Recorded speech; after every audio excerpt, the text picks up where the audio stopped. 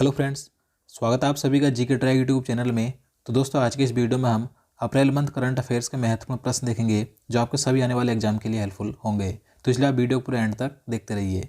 और देखिए, अगर आप हमारी वीडियो पहली बार देख रहे हैं तो चैनल को जरूर सब्सक्राइब करें, साथ ही बेल आइकन को ऑल पर प्रेस कर दें जिससे कि आपको आने वाली सभी वीडियो का नोटिफिकेशन मिल सके। तो चलिए आज का वीडियो शुरू करते हैं। तो यहाँ पर आज का पहला प्रश्न है, 83वीं राष्ट्रीय टेबल टेनिस चैंपियनशिप 2022 का आयोजन कहाँ किया गया? तो इसका आंसर ऑप्शन डी हो जाएगा, मेघालय में। तो देखिए, राष्ट्रीय टेबल टेनिस चैंपियनशिप 2022 का आयोजन 18 अप्रैल से 25 अप्रैल तक मेघालय के शिलोंग में किया गया था। देखिए, इस प्रतियोगिता की बात करें तो राष्ट्रीय टेबल टेनिस चैंपियनशिप 2022 में पुरुष एकल का खिताब जीता है अचंत शरत कमल ने। इन्होंने यह खिताब 10वीं बार जीता है। और महिला एकल का खिताब जीता है श्रीजा अकुला ने। तो दोनों नाम महत्वपूर्ण हैं, याद रखने हैं। क्वेश्चन नंबर 2 है, नीति आयोग के नए उपाध्यक्ष कौन बने हैं? तो देखिए, ये भी महत्वपूर्ण प्रश्न है। अभी हाल ही में नीति आयोग के नए उपाध्यक्ष बने हैं डॉक्टर सुमन बेरी। तो इसका आंसर ऑप्शन ए हो जाएगा। देखिए, डॉक्टर सुमन बेरी ने राजीव कुमार का स्थान लिया है, क्योंकि राजीव कुमार ने इस्तीफा दे दिया था। तो अब 1 मई 2022 से नीति आयोग के नए उपाध्यक्ष कौन बने हैं? डॉक्टर सुमन बेरी। ये 1 मई से कार्यभार संभालेंगे। देखिए, नीति आयोग की बात करें तो आप सभी जानते हैं नीति आयोग को योजना आयोग के स्थान पर लाया गया था। तो नीति आयोग का गठन किया गया था 1 जनवरी 2015 को। नीति आयोग के अध्यक्ष होते हैं प्रधानमंत्री। तो वर्तमान में नीति आयोग के अध्यक्ष हैं नरेंद्र मोदी। और नीति आयोग के वर्तमान मुख्य कार्यकारी अधिकारी यानी कि सीईओ कौन है? तो अमिताभ कांत हैं। और नए उपाध्यक्ष बने हैं डॉक्टर सुमन बेरी। तो ये सभी पॉइंट महत्वपूर्ण हैं, याद रखने हैं। इसके बाद अगला क्वेश्चन है, केंद्र सरकार ने किसे देश का नया विदेश सचिव नियुक्त किया है? तो देखिए, अभी हाल ही में भारत के नए विदेश सचिव बने हैं विनय मोहन क्वेबात्रा। तो इसका आंसर ऑप्शन सी हो जाएगा। देखिए, विनय मोहन क्वेबात्रा ने 30 अप्रैल 2022 को हर्षवर्धन श्रृंगला का स्थान लिया है। तो याद रखना है कि भारत के नए विदेश सचिव बने हैं विनय मोहन क्वेबात्रा। और देखिए, वर्तमान में भारत के विदेश मंत्री कौन है? तो सुब्रमण्यम जयशंकर हैं। इसके बाद क्वेश्चन नंबर 4 है, भारत के 29वें नए थल सेना अध्यक्ष कौन बने हैं? तो देखिए, अभी हाल ही में भारत के 29वें नंबर के नए थल सेना अध्यक्ष बने हैं लेफ्टिनेंट जनरल मनोज सिंह पांडे। तो इसका आंसर ऑप्शन ए हो जाएगा। देखिए, इन्होंने 30 अप्रैल 2022 को जनरल मनोज मुकुंद नरवणे का स्थान लिया है। तो याद रखना है। देखिए, वर्तमान में वायुसेना अध्यक्ष हैं विवेक राम चौधरी जो कि 27वें नंबर के हैं। और नौसेना अध्यक्ष हैं आर हरि कुमार जो कि 25वें नंबर के हैं। और अभी हाल ही में नए थल सेना अध्यक्ष बने हैं जनरल मनोज सिंह पांडे जो कि 29वें नंबर के हैं। तो तीनों याद रखने हैं। इसके बाद नेक्स्ट क्वेश्चन है, पहला लता दीनानाथ मंगेशकर पुरस्कार किसे प्रदान किया गया? तो राइट आंसर ऑप्शन डी हो जाएगा, नरेंद्र मोदी जी को। तो लता दीनानाथ मंगेशकर पुरस्कार स्वर्गीय लता मंगेशकर जी की स्मृति में स्थापित किया गया है। तो पहला लता दीनानाथ मंगेशकर पुरस्कार दिया गया प्रधानमंत्री नरेंद्र मोदी जी को। देखिए, यह पुरस्कार लता मंगेशकर जी के जो पिता थे मास्टर दीनानाथ मंगेशकर, तो इनकी 80वीं पुण्यतिथि यानी कि 24 अप्रैल 2022 को मुंबई में आयोजित एक समारोह में प्रदान किया गया है। तो पहला यानी कि प्रथम लता दीनानाथ मंगेशकर पुरस्कार किसे दिया गया है? प्रधानमंत्री नरेंद्र मोदी जी को। देखिए, इसके अलावा इस समारोह में मास्टर दीनानाथ पुरस्कार दिए गए जिसमें कि राहुल देशपांडे को मिला, आशा पारेख को मिला और जैकी श्रॉफ को मिला है। इसके बाद नेक्स्ट क्वेश्चन है, भारतीय भूवैज्ञानिक सर्वेक्षण के नए महानिदेशक का पदभार किसने ग्रहण किया है? तो इसका आंसर ऑप्शन डी हो जाएगा, डॉक्टर एस राजू ने। तो देखिए, भारतीय भूवैज्ञानिक सर्वेक्षण के नए महानिदेशक बने हैं डॉक्टर एस राजू। इन्होंने 1 अप्रैल 2022 को आर एस खरगल का स्थान लिया है। देखिए, भारतीय भूवैज्ञानिक सर्वेक्षण की स्थापना 1851 में हुई थी और इसका मुख्यालय कोलकाता में स्थित है। इसके बाद नेक्स्ट क्वेश्चन है, भारत की पहली स्टील स्लैग सड़क का निर्माण किस शहर में किया गया? तो राइट आंसर ऑप्शन बी हो जाएगा, सूरत, गुजरात में। तो देखिए, गुजरात के सूरत शहर में भारत की पहली स्टील स्लैग सड़क का निर्माण किया गया है।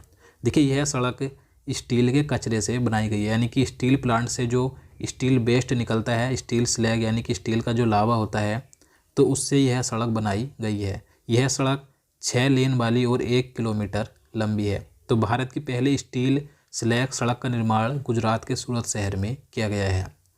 इसके बाद अगला क्वेश्चन है, किस प्रसिद्ध कवि और साहित्यकार को सरस्वती सम्मान 2021 से सम्मानित किया गया? तो देखिए 2022 में सरस्वती सम्मान 2021 किसे दिया गया है? प्रोफेसर रामदरस मिश्र को। तो इसका आंसर ऑप्शन ए हो जाएगा। देखिए प्रोफेसर रामदरस मिश्र को यह पुरस्कार मैं तो यहाँ हूँ कविताओं के संग्रह के लिए दिया गया। तो याद रखना है। देखिए सरस्वती सम्मान यानी कि सरस्वती पुरस्कार की बात करें तो 1991 में के बिरला फाउंडेशन द्वारा यह स्थापित किया गया था और यह पुरस्कार साहित्य के क्षेत्र में दिया जाता है। देखिए पहली बार सरस्वती पुरस्कार सम्मान हरिवंश राय बच्चन को दिया गया था। इसके बाद नेक्स्ट क्वेश्चन है, हेल्थ केयर कंपनी फार्मिजी ने किसे ब्रांड एम्बेसडर नियुक्त किया है? तो देखिए जो हेल्थ केयर कंपनी है फार्मिजी, तो इसके अभी हाल ही में नए ब्रांड एम्बेसडर बने हैं आमिर खान। तो इसका आंसर ऑप्शन डी हो जाएगा। और देखिए 2022 में जितने भी नए ब्रांड एम्बेसडर बने हैं तो उनका मैंने पहले ही वीडियो बना दिया है। आपको इस वीडियो को लास्ट में प्लेलिस्ट मिल जाएगी, आप वहां से जाकर सभी महत्वपूर्ण वीडियो देख सकते हैं। इसके बाद अगला क्वेश्चन है, भारत ने हाल ही में UN वुमेन के लिए कितने लाख डॉलर का योगदान दिया है? तो इसका राइट आंसर ऑप्शन डी हो जाएगा, 5 लाख डॉलर का।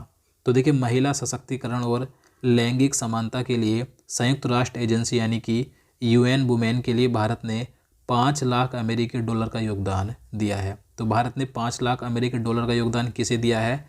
UN वुमेन के लिए। इसके बाद अगला क्वेश्चन है, ग्लोबल विंड रिपोर्ट 2022 के मुताबिक वर्ष 2021 वैश्विक पवन ऊर्जा क्षेत्र का कौन सा सबसे अच्छा वर्ष था? तो राइट आंसर ऑप्शन बी हो जाएगा, दूसरा। तो देखिए ग्लोबल विंड रिपोर्ट 2022 के मुताबिक जो वर्ष 2021 है तो ये वैश्विक पवन ऊर्जा क्षेत्र का दूसरा सबसे अच्छा वर्ष रहा है। देखिए इससे पहले वर्ष 2020 वैश्विक पवन ऊर्जा क्षेत्र का इतिहास का सबसे अच्छा वर्ष था और अब दूसरा सबसे अच्छा वर्ष बना है 2021 वैश्विक पवन ऊर्जा क्षेत्र में। याद रखना है। इमैनुअल मैक्रो को एक बार फिर से किस देश का राष्ट्रपति चुना गया है? तो राइट आंसर ऑप्शन डी हो जाएगा, फ्रांस का।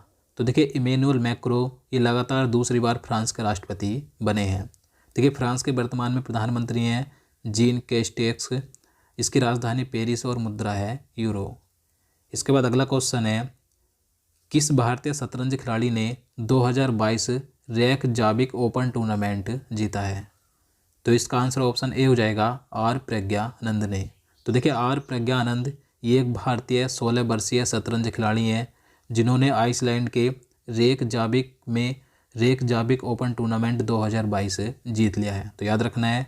इसके बाद अगला क्वेश्चन है, मानव अधिकारों और जलवायु परिवर्तन के लिए विश्व का पहला स्वतंत्र विशेषज्ञ किसे नियुक्त किया गया है? तो इसका आंसर ए हो जाएगा, डॉक्टर इयान फ्राई को। तो देखिए संयुक्त राष्ट्र मानवाधिकार परिषद ने डॉक्टर इयान फ्राई को मानव अधिकारों और जलवायु परिवर्तन के लिए विश्व का पहला स्वतंत्र विशेषज्ञ नियुक्त किया है। तो इनका नाम महत्वपूर्ण है। देखिए डॉक्टर इयान फ्राई, इनके पास तुवालू और ऑस्ट्रेलिया की दोहरी नागरिकता है। देखिए संयुक्त राष्ट्र मानवाधिकार परिषद की बात करें तो इसका गठन 2006 में हुआ था और इसका मुख्यालय जिनेवा स्विट्जरलैंड में स्थित है और वर्तमान में संयुक्त राष्ट्र मानवाधिकार परिषद के अध्यक्ष हैं फेडेरिको विलेगास जो कि अर्जेंटीना के हैं। इसके बाद अगला क्वेश्चन है, निम्न में से किस बैंक ने हाल ही में सकारात्मक वेतन प्रणाली को लागू कर दिया है? तो देखिए सकारात्मक वेतन प्रणाली लागू की है अभी हाल ही में पंजाब नेशनल बैंक ने। तो इसका आंसर ऑप्शन बी हो जाएगा। देखिए 10 लाख रुपए और उससे अधिक के चेक भुगतान के लिए यह सकारात्मक वेतन प्रणाली लागू की गई है। देखिए पंजाब नेशनल बैंक की बात करें तो इसकी स्थापना 1894 में हुई थी। इसका मुख्यालय नई दिल्ली में स्थित है और वर्तमान में पंजाब नेशनल बैंक के अभी हाल ही में 2022 में MD और CEO बने थे अतुल कुमार गोयल। इसके बाद अगला क्वेश्चन है, किस राज्य के मुख्यमंत्री शिवराज सिंह चौहान ने मुख्यमंत्री उद्योग क्रांति योजना शुरू की है? तो देखिए आप सभी जानते हैं शिवराज सिंह चौहान ये मध्य प्रदेश के मुख्यमंत्री हैं। तो इन्होंने राज्य में मुख्यमंत्री उद्योग क्रांति योजना शुरू की है। देखिए इस योजना के तहत युवाओं को स्वरोजगार के लिए 1 लाख रुपए से लेकर 50 लाख रुपए तक का ऋण यानी कि कर्ज दिया जाएगा। तो मुख्यमंत्री उद्योग क्रांति योजना मध्य प्रदेश में शुरू की गई है। इसके बाद क्वेश्चन नंबर 17 है, किस फोटोग्राफर की कम लूप्स रेजिडेंशियल स्कूल शीर्षक वाली एक तस्वीर ने world press photo of the year 2022 का पुरस्कार जीता है? तो इसका आंसर ऑप्शन डी हो जाएगा, एम्बर ब्रेकेन ने। तो देखिए एम्बर ब्रेकेन ये एक कनाडा के फोटोग्राफर हैं। तो इन्होंने कमलूप्स रेजिडेंशियल स्कूल शीर्षक वाली एक तस्वीर खींची थी, यानी कि एक फ़ोटो खींची थी। तो इस फोटो के लिए इन्हें world press photo of the year 2022 का पुरस्कार दिया गया। देखिए इसके अलावा press photo story of the year का पुरस्कार मैथ्यू एबोट को दिया गया, जो कि ऑस्ट्रेलिया के फोटोग्राफर हैं। और देखिए ये जो अवार्ड है यह Dutch foundation world press photo द्वारा दिया जाता है, याद रखना है। इसके बाद अगला क्वेश्चन है, किस मंत्रालय द्वारा ABCG प्रमोशन टास्क फोर्स की स्थापना की गई है? तो इसका आंसर ए हो जाएगा, सूचना और प्रसारण मंत्रालय के द्वारा। तो देखिए सूचना और प्रसारण मंत्रालय ने अभी हाल ही में ABCG यानी कि animation, visual effect, gaming and comics, तो इस क्षेत्र को बढ़ावा देने के लिए ABCG प्रमोशन टास्क फोर्स का गठन किया है। देखिए वर्तमान में केंद्रीय सूचना और प्रसारण मंत्री कौन है? तो अनुराग सिंह ठाकुर हैं।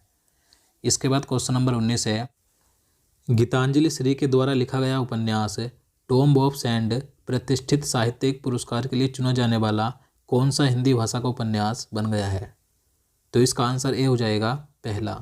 तो देखिए ये जो उपन्यास है टॉम ऑफ सैंड, तो ये हिंदी भाषा का उपन्यास है जिसकी लेखिका हैं गीतांजलि श्री। तो 2022 में जो अंतर्राष्ट्रीय बुकर पुरस्कार दिया जाएगा तो उसके लिए टॉम्स ऑफ सैंड को चुना गया है। यानी कि जो साहित्य के क्षेत्र में अंतर्राष्ट्रीय बुकर पुरस्कार दिया जाता है तो इसके लिए हिंदी भाषा के लिए चुना जाने वाला पहला उपन्यास कौन सा बना है? टॉम्स ऑफ सैंड, जिसकी लेखिका हैं गीतांजलि श्री। और देखिए 2022 में ये जो अंतर्राष्ट्रीय बुकर पुरस्कार है ये 26 मई को दिया जाएगा। अब देखते हैं कि किसे दिया जाता है। इसके बाद अगला क्वेश्चन है, किस राज्य की कांगड़ा चाय को एक यूरोपीय आयोग भौगोलिक संकेत यानी कि GI टैग देने की घोषणा की गई है? तो इसका आंसर ऑप्शन डी हो जाएगा, हिमाचल प्रदेश की। तो देखिए जो हिमाचल प्रदेश की कांगड़ा चाय है तो इसे यूरोपीय आयोग का भौगोलिक संकेत यानी कि GI टैग देने की घोषणा की गई है। तो याद रखना है कि हिमाचल प्रदेश की कांगड़ा चाय को यूरोपीय आयोग का GI टैग दिया गया है। और देखिए हिमाचल प्रदेश की जो कांगड़ा चाय है इसे 2005 में भारतीय GI टैग दिया गया था। इसके बाद अगला क्वेश्चन है, वर्ल्ड डबल स्क्वैश चैंपियनशिप 2022 में दीपिका पल्लिकल कार्तिक और सौरभ घोषाल ने मिश्रित डबल में कौन सा मेडल जीता है? तो इसका आंसर ए हो जाएगा, गोल्ड मेडल। तो देखिए भारतीय जोड़ी दीपिका पल्लिकल कार्तिक और सौरभ घोषाल ने स्कॉटलैंड के ग्लासगो में आयोजित 2022 WSF यानी कि वर्ल्ड डबल स्क्वैश चैंपियनशिप में मिश्रित डबल का खिताब जीता है, यानी कि मिश्रित डबल में गोल्ड मेडल जीता है। और देखिए इस चैंपियनशिप में भारत के लिए यह पहला स्वर्ण पदक है, तो इसलिए इनका नाम महत्वपूर्ण हो जाता है, याद रखना है। इसके बाद अगला क्वेश्चन है, राजनीति विज्ञान के विद्वान मनोज सोनी को किस सरकारी एजेंसी का अध्यक्ष नियुक्त किया गया है? तो राइट आंसर ऑप्शन डी हो जाएगा, संघ लोक सेवा आयोग। तो देखिए अभी हाल ही में संघ लोक सेवा आयोग यानी कि UPSC के नए अध्यक्ष बने हैं मनोज सोनी। देखिए इन्होंने 5 अप्रैल 2022 को प्रदीप कुमार जोशी का स्थान लिया है। तो UPSC यानी कि संघ लोक सेवा आयोग के नए अध्यक्ष बने हैं मनोज सोनी। इसके बाद क्वेश्चन नंबर 23 है, किस लेखक को 45 साल पहले लिखी गई एक छोटी कहानी के लिए O. हेनरी पुरस्कार से सम्मानित किया गया है? तो इसका आंसर सी हो जाएगा, अमर मित्र को। तो देखिए अमर मित्र ये बंगाली लेखक हैं। तो इन्होंने 45 साल पहले एक छोटी कहानी लिखी थी जिसका नाम है गाम बरो। तो इसके लिए इन्हें 2022 में O. हेनरी पुरस्कार से सम्मानित किया गया है। इसके बाद अगला क्वेश्चन है, मियामी ओपन टेनिस टूर्नामेंट 2022 में महिला एकल का खिताब किसने जीता? तो इसका आंसर डी हो जाएगा, ईगा स्वियातेक ने। तो देखिए ईगा स्वियातेक ये पोलैंड के खिलाड़ी हैं।